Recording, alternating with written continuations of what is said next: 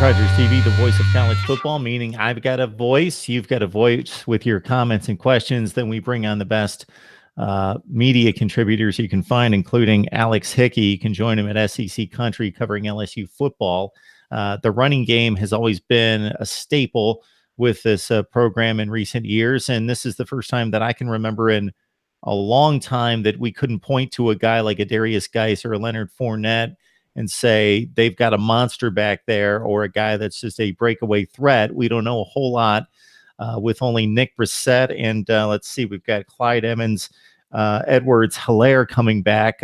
They tally just over 100 yards rushing. So talent there, but another question mark. Yeah, a fun stat for you. This is the first time since 2010 that LSU doesn't have either of its top two running backs returning, and this is the first time since 1969 that it doesn't have any of its top three rushers returning. Last year, Russell Gage, a wide receiver, touching on Matt Canada, was actually the number 3 rusher on this team because they ran a lot of those jet sweeps. So LSU is in a very unfamiliar position.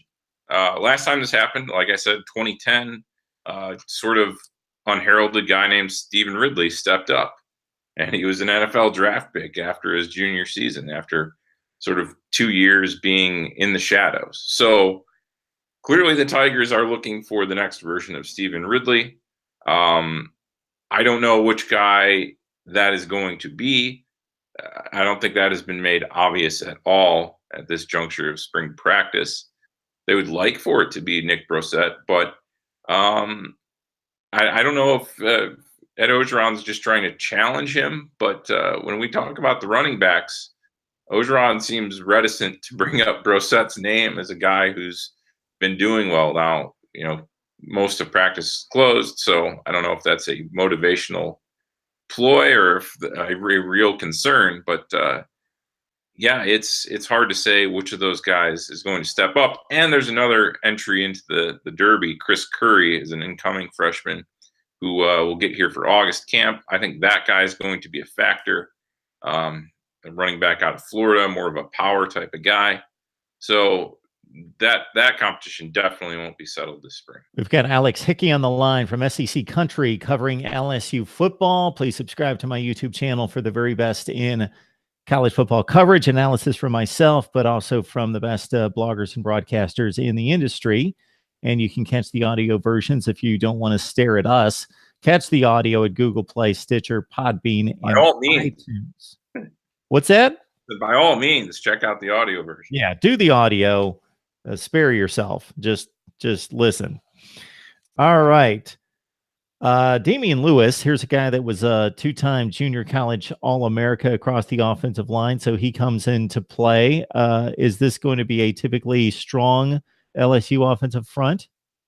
Yeah, I really think this is going to be the strength of this offense.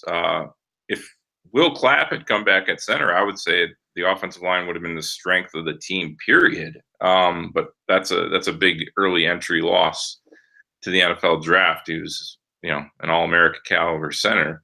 So they've got to find a center, but they're going to have experience at the other 4 positions on the line.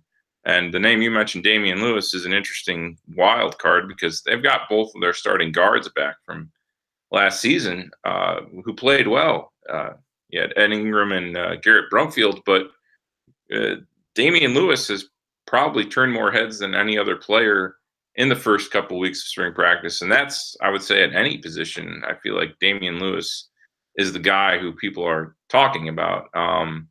So it seems like he's definitely going to push one of those 2 established starters for one of those guard spots. Now, maybe they move Brumfield into play center as a result or something like there's a lot of different possibilities, I guess. But yeah, he is a name that has come up frequently in the early going.